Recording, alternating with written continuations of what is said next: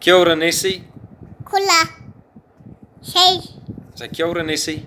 Sorry. Right, we're going to sing a song, He Waiata Tawa, that we've been taught in class by Nessie, okay? Kuareri? Okay. Okay. Ngā Whakamiti. Moniti Whakawhitai e hui. Mō wai mana whikanga.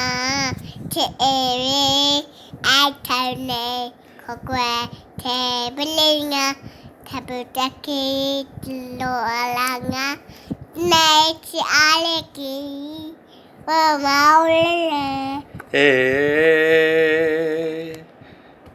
Oh, he kai Tuturi whakamaua ki Tina Kenya. Huie Takia. Tihei Mayula. Say hei ko nā Nessie Hakuna say.